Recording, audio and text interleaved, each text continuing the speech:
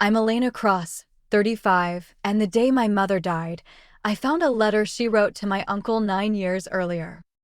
He never opened it.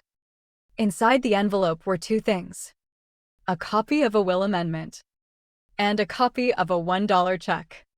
On the memo line, in my mother's tidy blue handwriting, was a single sentence. "You needed my money more than I did. Here. $1. It's what you deserve." I sat on the floor with my back against the bed she had slept in for 30 years. Outside, a cold October rain was hitting the window. She had passed that morning on the porch. Her coffee was still warm. Sometimes people leave without saying goodbye. They just go. I stared at the copy of that $1 check, and I understood I would have to go backward 9 years to understand what she had put in this envelope. Longer than that. Back to when I was 10. The day my grandfather died. That was where everything started. At the time, I thought my mother was weak. I know better now. She was not retreating. She was keeping records. And I was the last one to understand. This is the story of my mother. How a woman who never raised her voice answered a lifetime of her brother's greed with a single $1 check. The first time I understood the word unfair, I was 10 years old. My grandfather, Harold Cross, was a quiet old man. He built the biggest feed store in Greeley, Colorado out of a used truck and a barn. Cross Feed and Supply. By the time I was born, it served 3 counties. He did not trust banks. Everything he made went into the store and into the land. The day he died, the lawyer read the will in a brown-paneled office that smelled like old books. I sat next to my mother. My feet did not reach the floor. I remember my black Mary Janes swinging back and forth, the toes tracing circles in the air. My mother's hand was on my knee. It was warm. The lawyer read one line out loud. "The feed store and the family farmland shall be left to my daughter Margaret Cross and my son Richard Cross, to be managed jointly. Equal shares. Indivisible." I heard my Uncle Richard exhale. That sound of relief you make when you finally get what you always thought you deserved. Frank stood in the corner. Frank was my grandfather's best friend and the manager of the feed store for 40 years. He said nothing, but I saw his hand grip the back of a chair so hard his knuckles went white. I was 10. I did not understand. I would understand later. The words "managed jointly" were the single biggest mistake my grandfather ever made. Richard was 6 years younger than my mother.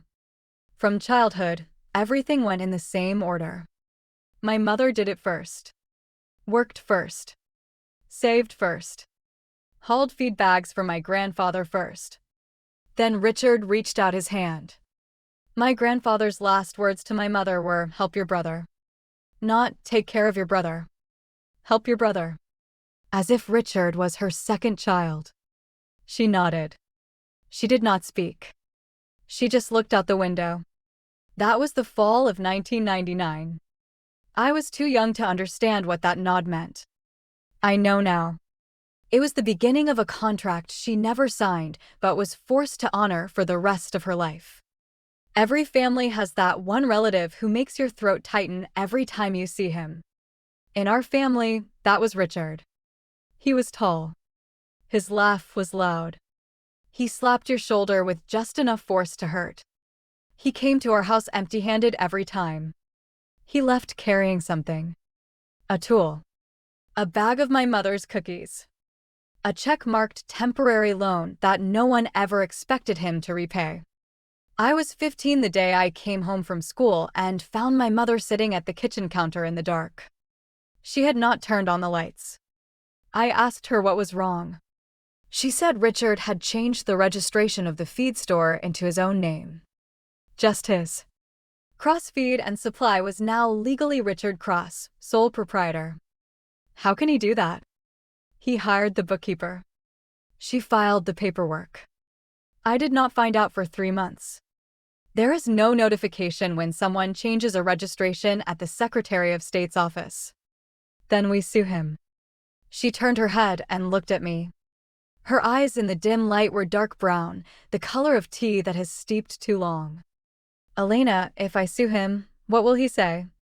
He will say he forgot to tell me. An administrative mistake. He will cry. Richard is very good at crying. He has been getting what he wants by crying since he was 4 years old. If I sue him, I am the cruel older sister bullying her baby brother. So you do nothing? She stood up, walked to the fridge, took out a bottle of water, unscrewed the cap, took a sip. I did not say I would do nothing.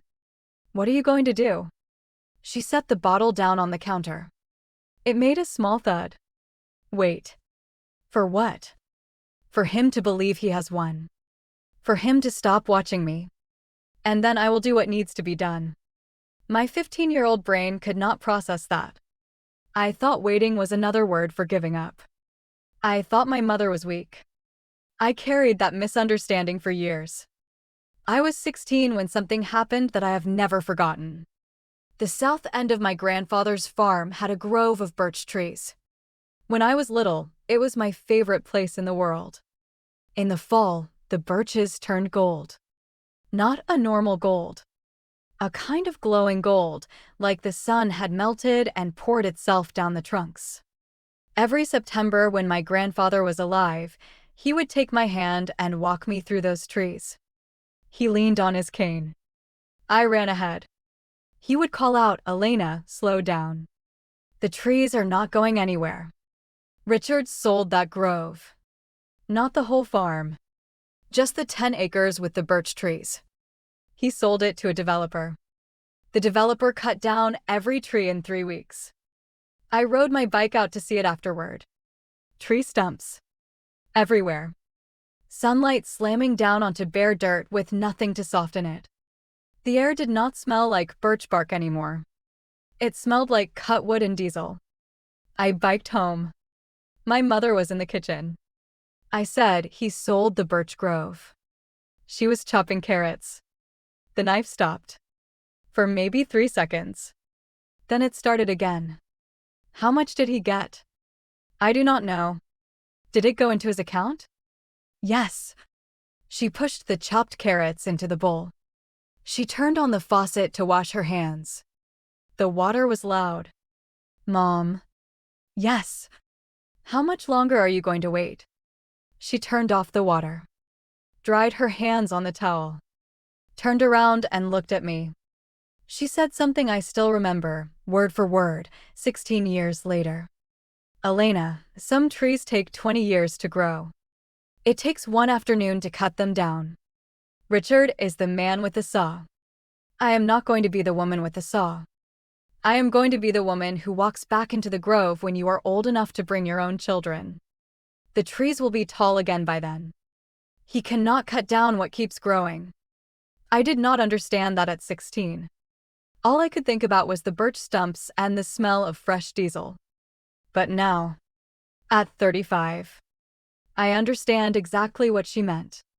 She was saying, do not fight him with his own weapons. He cuts down trees. You plant them. He steals money. You give it away. He lives off other people. You feed other people. He burns himself out trying to hurt you while you stand still and let time do the work. My mother called this waiting quietly. Waiting quietly is not doing nothing. Waiting quietly is putting every piece of evidence into a folder. Putting the folder into a drawer. Closing the drawer. And then going on with your life. For long enough. Until you see who has been swimming naked. There is an old saying. It is only when the tide goes out that you learn who has been swimming naked. My mother never heard it. But she lived it. My mother was the tide. She pulled herself out. I was 18. Thanksgiving. My mother roasted a 22-pound turkey. She had been working on it since the afternoon before. Brining the bird. Chopping onions. Kneading dough. The house smelled like sage and butter. She put my grandmother's white linen tablecloth on the dining table. She set 5 places. Richard and Diane arrived in the Escalade. Pearl white. Freshly washed.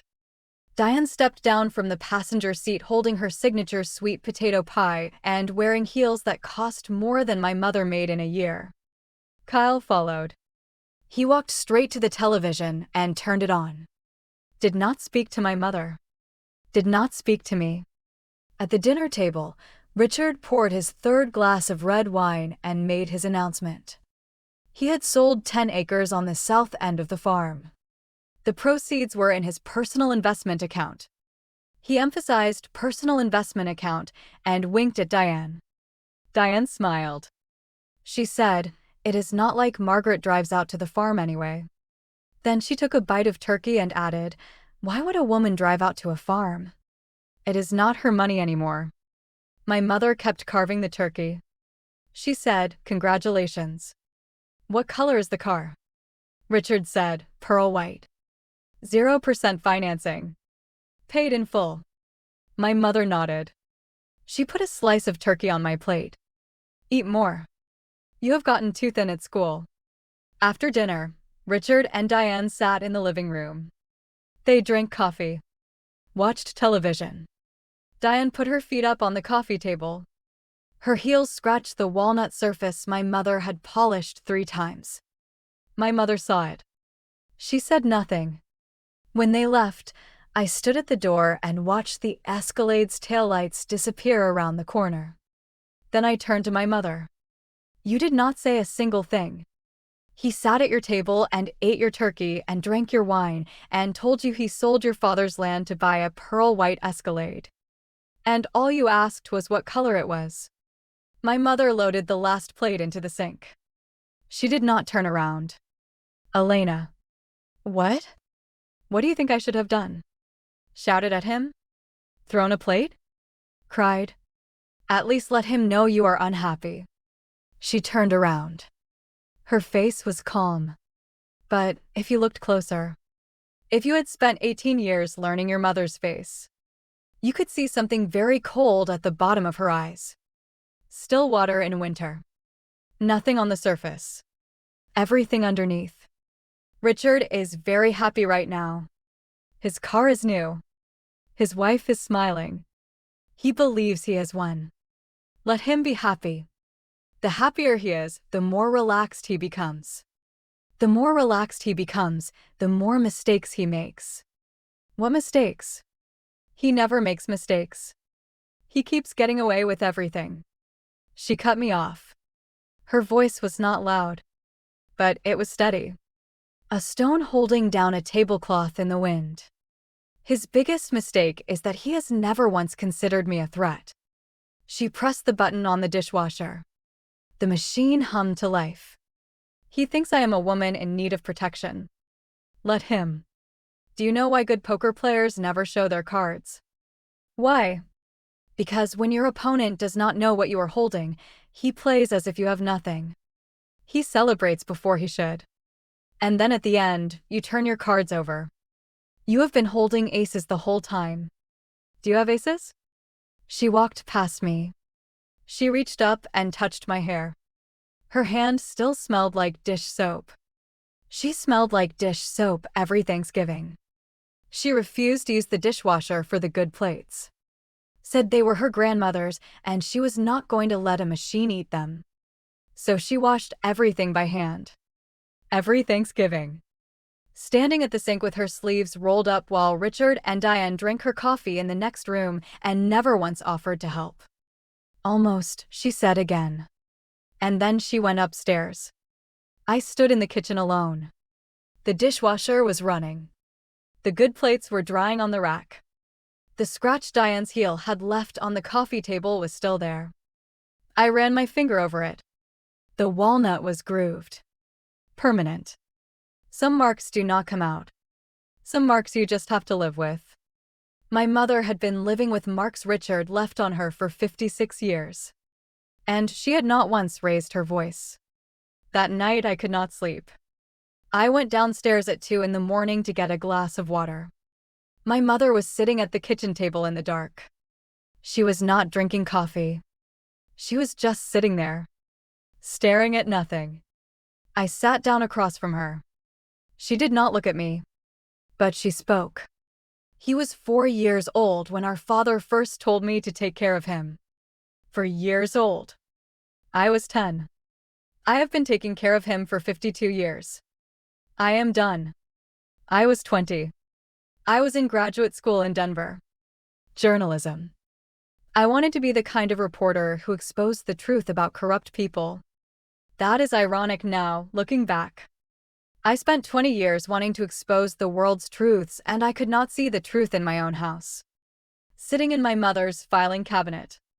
In those years, I drove home every Friday evening. North out of Denver. The Rockies turning into silhouettes on my left. The sky going from orange to deep purple. The radio on. My mother was always on the porch waiting for me. That fall, she was quieter than she had ever been. She had lost weight. Not the kind of weight you lose when you are sick. A spiritual kind of weight loss. She spoke less every time I came home. Her coffee got stronger. She added a second chair to the porch. One for her. One for me. When I sat down, she did not speak. She just spread her blanket across both our laps. It was fall in Colorado. There was already frost at dusk. One evening, I asked her how the feed store was doing. She said Frank was about to retire. Frank had been 22 when my grandfather hired him. He had worked at CrossFeed for 40 years. He knew every supplier and every customer. He could hold more numbers in his head than a computer. His mental ledger was cleaner than any piece of software. What happens to the store when Frank retires? Richard will hire someone new.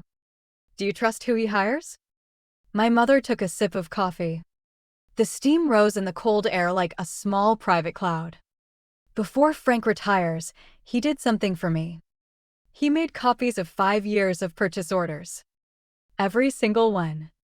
Every instance of Richard diverting store profits into his personal account. Frank gave me all of it. And I locked it in a drawer. Are you going to use it? She turned her head. Her face in the dusk was very still. No. Not now. Then why keep it? Elena, evidence is not for attacking. Evidence is for making sure your opponent never attacks you. If Richard knows I have this, he will never sue me. If he thinks I do not know, he will sue me one day. On that day, I will take the evidence out. Not publicly. Not to shame him. I will mail it to him. Let him read it. Let him make his own choice about the next step. Do you think he will back down? I think what he fears most is not losing. It is people finding out what he did. His reputation is worth more to him than you think. She pulled her side of the blanket a little further over my legs. We sat there for a long time. The wind came across the prairie carrying the dry smell of hay and a faint trace of cattle. Greeley at night is the quietest place you can imagine. Wind. And the occasional pickup truck. My mother said, you know, waiting is not weakness. Waiting is letting the truth build pressure. A person who has done something wrong gets more afraid the longer you wait. He does not know when you will speak. The longer you stay quiet, the tighter the string inside him gets. Eventually, he will make a move just because he cannot stand not knowing when you will. And that is when he makes a mistake. She stood up, took her coffee cup inside. I did not know she had already been to the lawyer's office. I did not know she had already signed a document. I did not know that when she said almost, what she really meant was 3 days ago. That dusk when I was 20, all I knew was that my mother was deeper than I had ever understood. More patient than I could imagine. And I, a young woman in a hurry to change the world, had never once considered that the most complete kind of change only takes a pen, a document, and a $1 check. I was 22. Spring. Richard brought a lawyer to the house. The lawyer's name was Morrison. Gray suit. Leather briefcase. Very clean fingernails. He spoke the way a doctor gives you a diagnosis. For your own good. A reasonable family arrangement. If your mother were still alive, she would recommend this. My mother sat on the sofa. Her hands rested flat on her knees. She had age spots on the backs of her hands now. She was 62. The spots were a light brown in the spring afternoon light. Her eyes never left Morrison's face. Not once. Richard sat in the armchair next to Morrison. He was wearing a suit. I had known him for 22 years, and I had never seen him in a suit. It was slightly too big. The shoulders had extra room, like the jacket belonged to someone else. He crossed his legs. His shoes, shiny black Oxfords, bounced gently at the ankle. Morrison finished speaking. My mother was quiet for several seconds. Then she said, "Let me think about it." Richard laughed. Not a happy laugh. The laugh of someone who knew exactly what was coming. Think about it? Margaret, you're 62. Your knees are bad. Your daughter lives out of town. You cannot run a store this size on your own. I said, "Let me think about it." Her voice did not rise. But Richard's smile turned off like a light switch. Morrison closed his briefcase. The click of the leather clasps was loud in the quiet room. After they left, I turned to her. I was 22 years old. I thought I was an adult. My fists were clenched. My fingernails were digging into my palms. You cannot sign this. He is here to push you out of everything. My mother stood up. She did not look at me. She walked to the window. It was raining outside. A cold Colorado April rain. Elena. What? I went to a lawyer's office 3 days ago. The air in the room stopped moving. I could hear my own heartbeat. Rain on the window. The refrigerator humming in the kitchen. What are you talking about? Before Morrison came here with that agreement, I went to a different law firm. I signed a document. What kind of document? A codicil to my will. I am donating my 50% share of Crossfeed and Supply. The share your grandfather left me. All of it. To the Colorado Agricultural Education Foundation. I stared at her. I needed to sit down, but I did not sit down. What did the lawyer say when you told him what you wanted to do? She almost smiled. Not quite. But almost. He asked me if I was sure. He said it was unusual. He said most people in my position either sue or do nothing. I told him I had been doing nothing for 20 years. That doing nothing had not worked. And that suing Richard would make me look like the villain. He would cry in court. The judge would feel sorry for him. That is how it has always worked. She took another sip of coffee. So I picked a third way. No lawsuit. No shouting. Just a document. A document does not care if Richard cries. When did you go? Tuesday morning. I told Richard the first had a doctor's appointment. In a way, I did. I was sick of being his bank. She set her cup down. The lawyer's name was Elaine. She had an office on 8th Avenue with a window that looked out at a parking lot. Not much of a view. But the chair was comfortable. I sat in that chair and I told her everything. She listened for 40 minutes without saying a word. Then she took off her glasses. She said, "Mrs. Cross, in 30 years of practicing estate law, I have never had a client who was this calm about disinheriting someone." I told her I had been calm for 20 years. Calm was all I had left. And then she wrote up the codicil. She typed it while I sat there. Asked me to read every line. I read it twice. Then I signed it. She notarized it. Put it in a yellow envelope. Handed it to me. I walked out. I drove home. I made coffee. You called. You asked me how my doctor's appointment went. I said fine. That was not a lie. I felt better than I had in years. My mouth opened. No sound came out. Like a dream where you try to scream and nothing happens. What about Richard? She turned around. Rain was streaking down the window behind her. Her face was completely calm. Not empty calm. Full calm. Like a sail full of wind. I am leaving Richard $1. $1. There is a no contest clause. If he challenges the will, if he sues the foundation, if he sues me, if he tries to argue he deserves more, he forfeits even the $1. So he gets $1. Yes. No more. No more. I stared at her. My mother. Margaret Cross. 62 years old. Bad knees. Drank coffee instead of water. Went to church 3 times a week. Fed stray cats. Never raised her voice. I had never seen her argue with anyone in my entire childhood. Mom. Yes. When did you get this cold? She walked into the kitchen. Poured herself a cup of coffee. Took the creamer out of the fridge. Poured in 2 spoons. Stirred. I am not cold, Elena. I am just not angry. Anger means I still need something from him. An apology. An explanation. A change. I do not need anything from him. I am giving him the only thing I still want to give him. $1. Yes. $1. It is what he deserves. She took a sip of coffee. Like she was discussing the weather. I looked at her.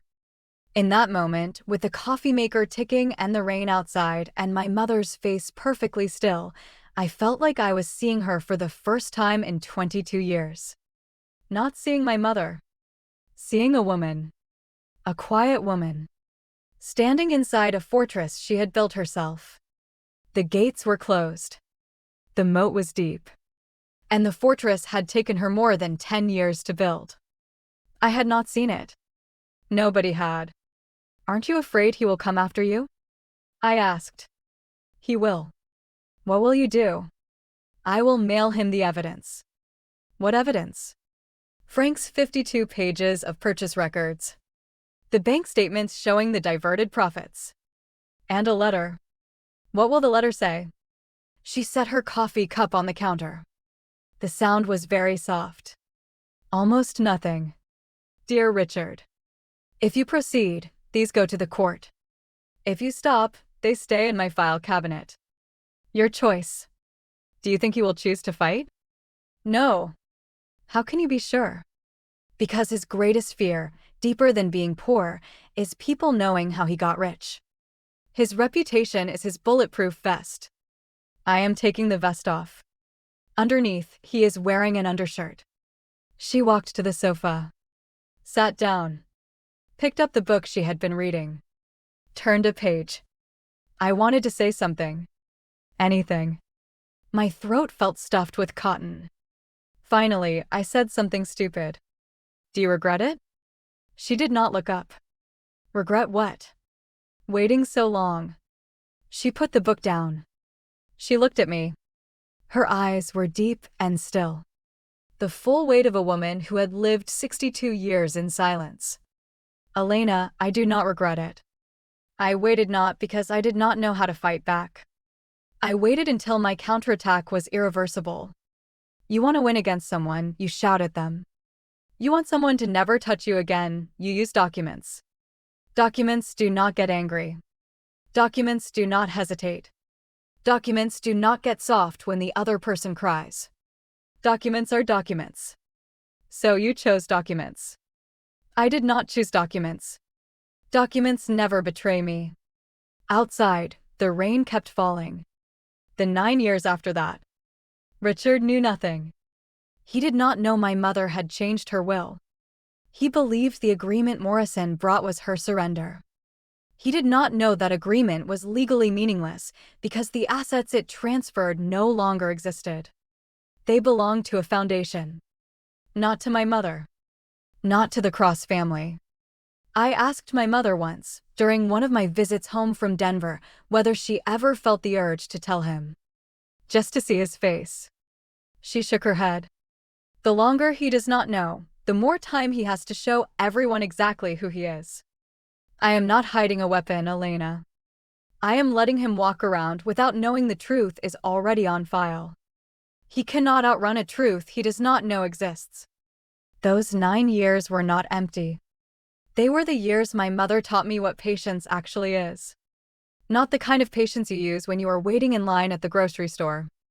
The kind of patience that rebuilds a forest while someone else is still swinging an axe. The kind where you water the roots and you do not tell the man with the axe that the trees have already grown back. She never mentioned Richard during those years unless I asked. When I did ask, her answers were short. The store is still losing suppliers. Diane bought another car. Kyle dropped out. She delivered these facts the way a meteorologist reads a weather report. No emotion. Just observation. She had become a scientist of her brother's decline. Once I pressed her. I was 26. Home for Christmas. Richard had not come to dinner for 3 years by then. The house was decorated. My mother had hung the same ornaments she had been hanging since I was a child. A felt reindeer I made in 2nd grade. A glass angel my father bought the year before he got sick. She put them on the tree in the same order every year. She had rituals. She believed in rituals. She said rituals were how you told time it did not own you. I asked her if she missed Richard. She was quiet for a long time. The Christmas tree lights flickered. They were the old kind, the ones that if one bulb went out the whole string went dark. She refused to replace them. She said she liked knowing which bulb was the problem. The house smelled like pine needles and cinnamon. She said, I miss the brother I thought I had. The one I made up in my head. The one who would have helped me take care of our father. The one who would have called me on my birthday. I miss him every day. But that man never existed. I do not miss the real Richard. The real Richard is still out there. Still spending money that is not his. Still lying to people I have known for 40 years. I do not miss that man. I just wish the other one had been real. Richard thought he had won. He kept thinking that right up until he destroyed the business on his own. That needs some background. Richard's greatest business talent was not building anything. It was spending. Spending my grandfather's inheritance. Burning through supplier trust. Draining every dollar my mother had ever left for him. Could he earn money on his own? No. Could he save it? No. What he needed was a permanent safety net. My mother was his safety net. For 50 years. Until she was not. I was 28 when Frank called me. He had been retired for 3 years. He told me the feed store suppliers were leaving one by one. Not because Richard was late on payments. Because he was lying to them. Telling them my mother had dementia and could not work. Telling them he was the only capable Cross left. Some of those suppliers had been friends of my grandfather's for decades. They heard what Richard was saying. They called Frank. Frank told them the truth. Richard was not running the store. He was dismantling it. Brick by brick.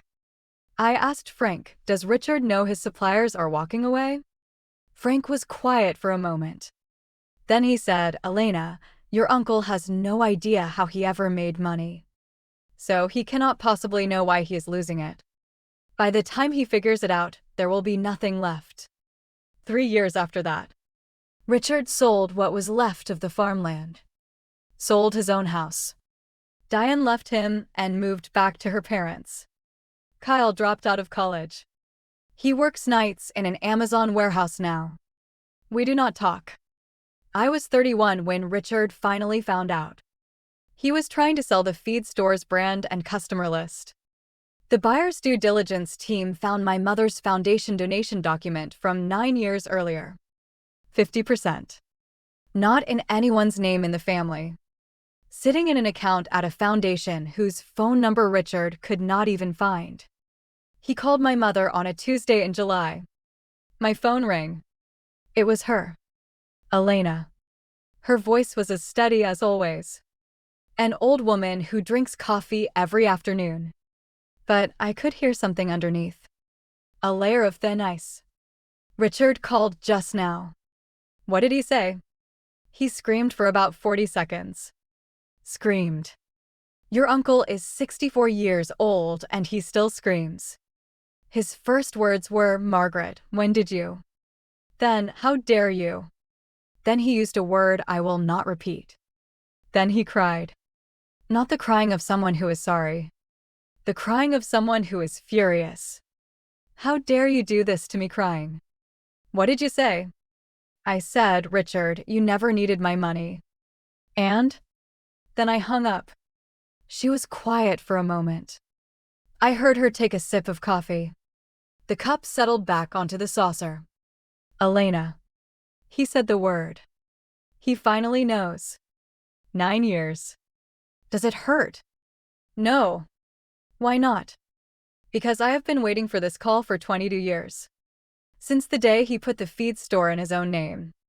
He has been fighting me his whole life with his tools. Lying.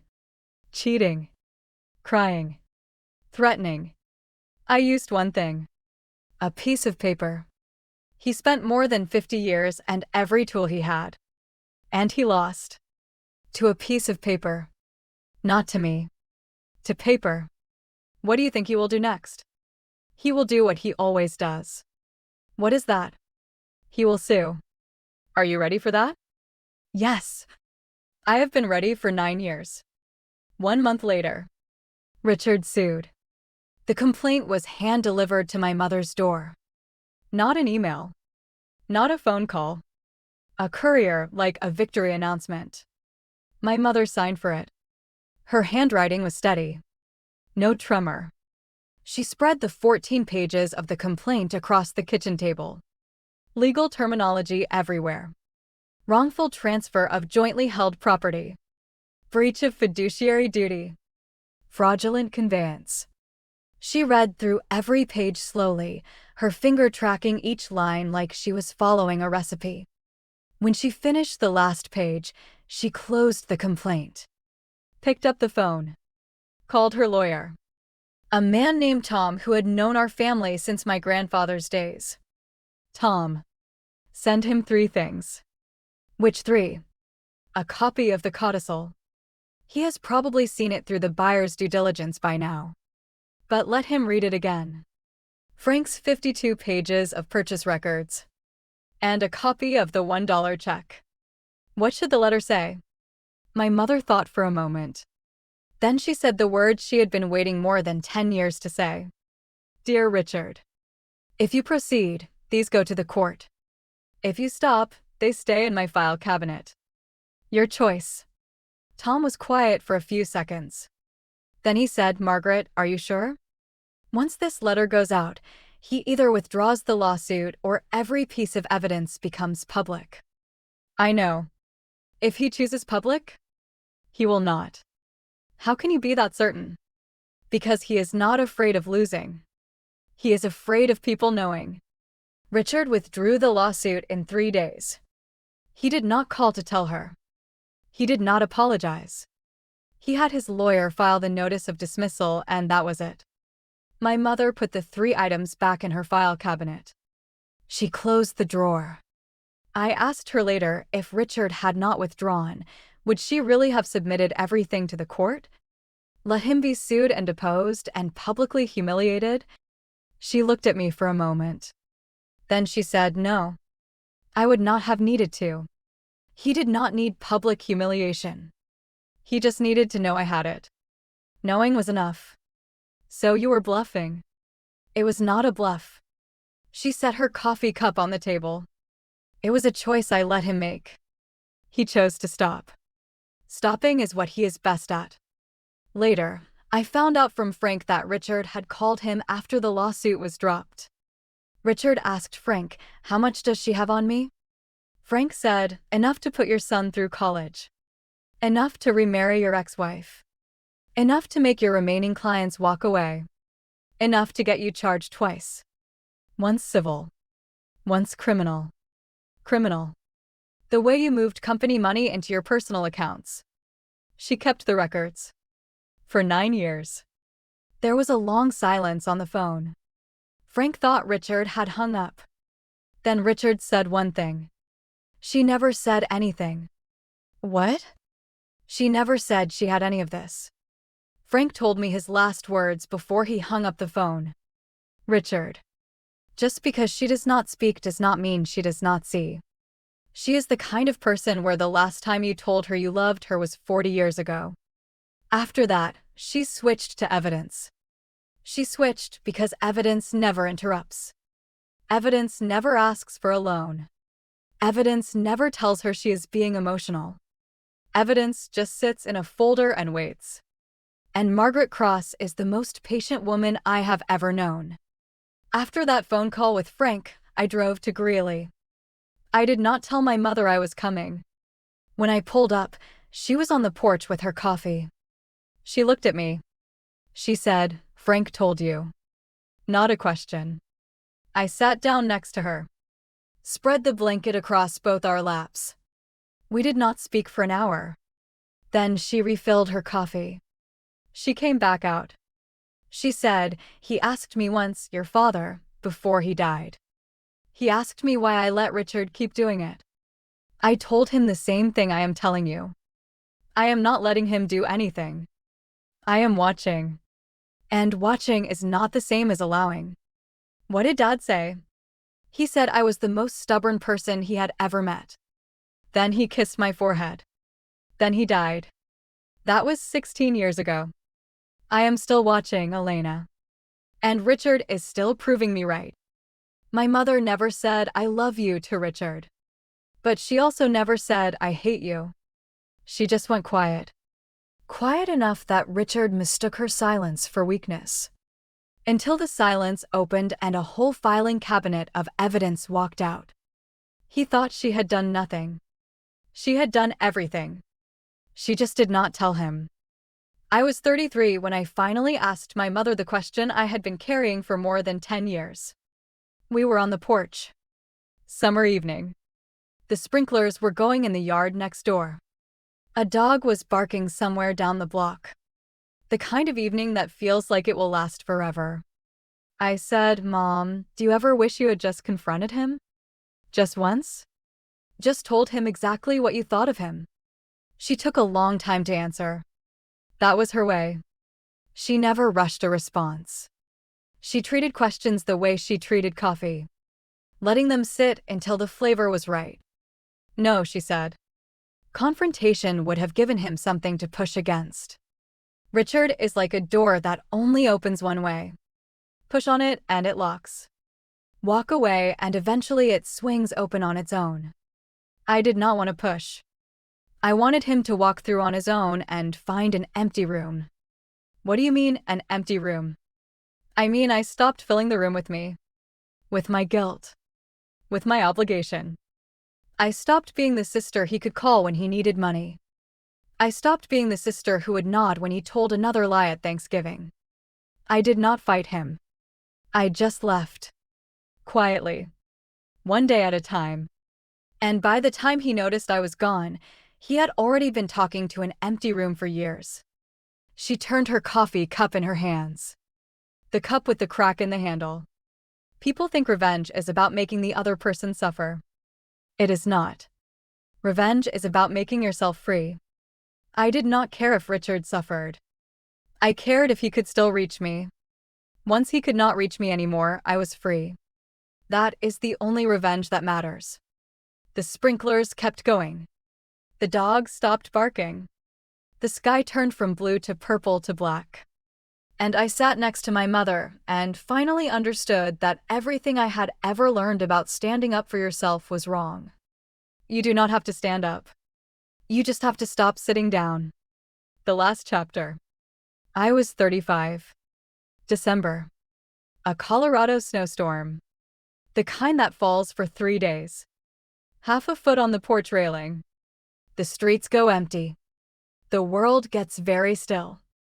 My mother was in her chair on the porch, wearing her navy wool coat and a plaid blanket. Her arthritis had made her slower. But she still sat on the porch for an hour every day. Rain or snow. The letter came. Handwritten. A cheap white drugstore envelope. The return address said Richard Cross. My mother put the letter on the kitchen table. I stood in the doorway. She stared at that envelope for close to 2 minutes. Not because she could not read the handwriting. Because she could. She stood up. Walked to the drawer. took out her checkbook, sat back down. I walked over and stood behind her. I watched the tip of her pen move across the check. Amount: $1.00. Memo: Richard. Is this not what you asked me for 9 years ago? Here. $1. It is what you deserve. No need to thank me. Margaret. She slid the check into an envelope, stood up, put on her coat, picked up the cane that had been leaning by the door for 6 years, pushed the door open, walked into the snow. I followed her to the doorway. The cold air hit my face. Snowflakes landed on the threshold. My mother walked with her cane, one step at a time, down the path to the mailbox at the corner. The snow landed on her white hair, landed on her shoulders. She moved slowly. She had moved slowly for years. But she never stopped moving. That was the thing about my mother.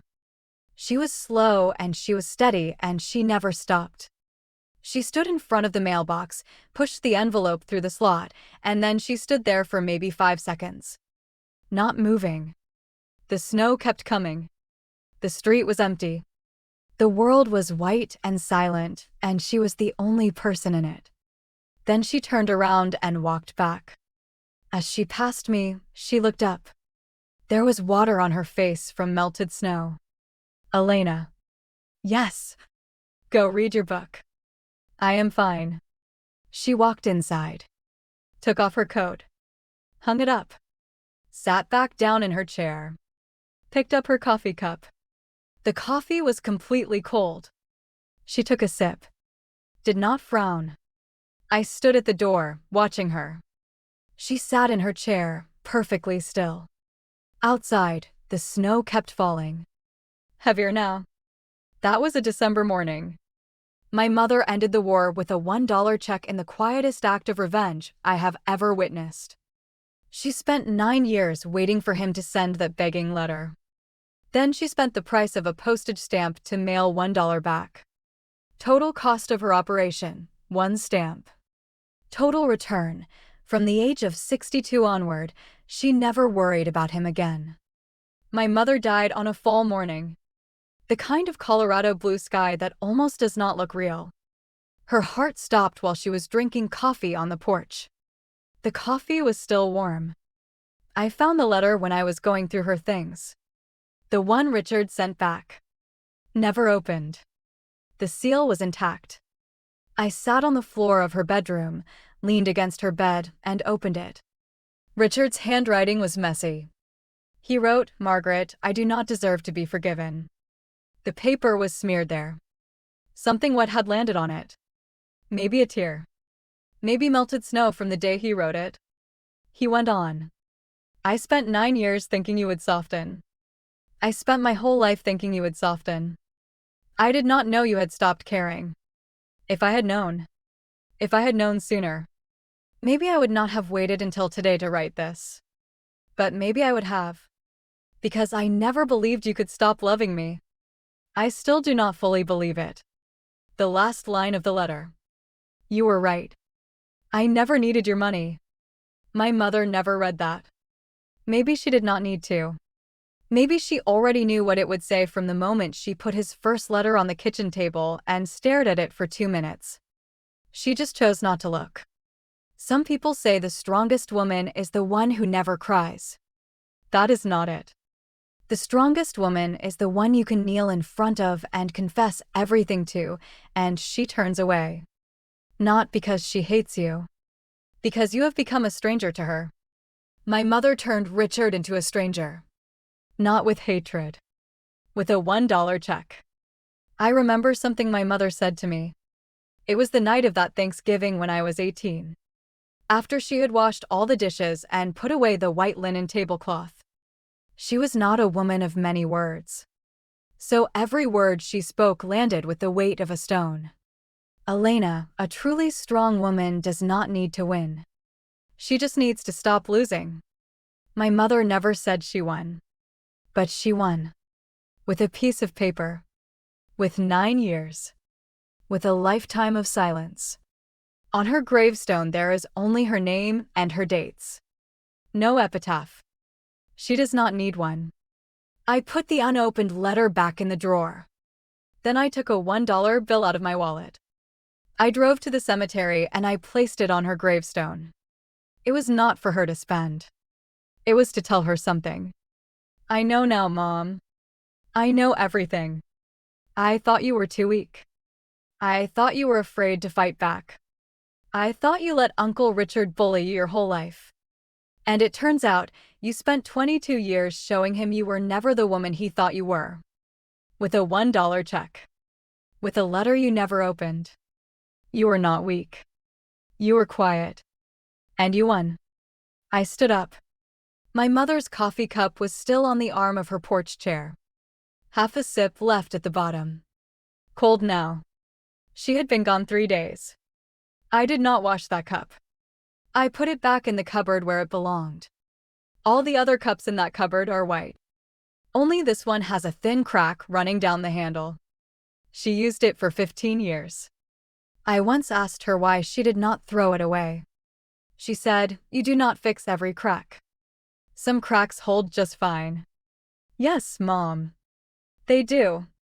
I think about her every day now. Not the way you think about someone you lost. The way you think about someone you finally understood. I spent 22 years believing my mother was soft. 22 years watching her say yes to a man who never deserved a single yes. I mistook every silence for surrender. Every nod for weakness. Every "let me think about it" for "I do not know how to fight." She was not fighting the way I thought fighting looked. She was fighting the way water fights stone. Not by hitting it. By running over it for long enough that the stone is not there anymore. She taught me that revenge does not have to be loud. That justice does not require a courtroom.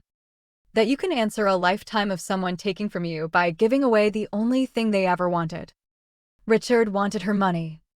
She gave it to a foundation that teaches young farmers how to run honest businesses. She turned his greed into someone else's education. That is not revenge. That is alchemy. She took his lead and turned it into gold for people she would never meet. The last time I saw my uncle was at my mother's funeral. He came late. He stood in the back. He did not approach the casket.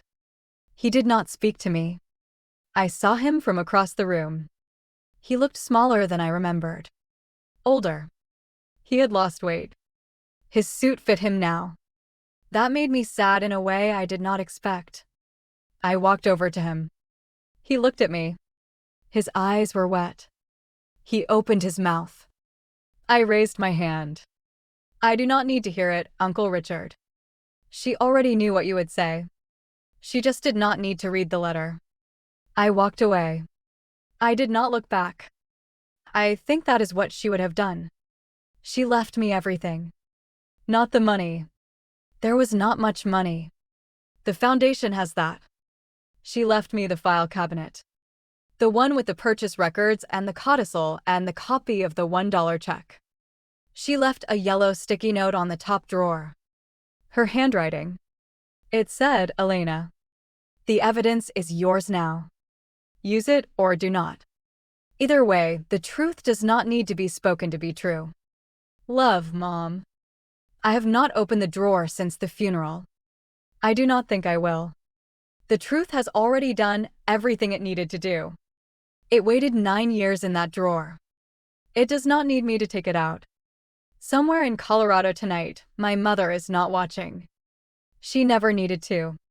She did everything she needed to do on a Tuesday morning in a lawyer's office on 8th Avenue. She signed her name. She walked out. She drove home. She made coffee. And then she waited. For the truth to catch up to a man who had been running from it his whole life. It caught him. It always does. Not because the truth is fast. Because the truth does not get tired. And my mother knew that better than anyone. I keep her coffee cup on my own porch now. The one with the crack. I use it every morning. I sit in the chair that used to be hers. I watch the Colorado sky go from black to blue to gold. And I think about a woman who spent 22 years of my life teaching me something I did not know she was teaching. You do not have to be loud to be heard. You do not have to be cruel to be strong. You do not have to win every fight to win the only one that matters. You just have to outlast them. And she did. With a piece of paper. With 9 years of silence. With a $1 check that said more than any speech she could have given. My name is Margaret Cross.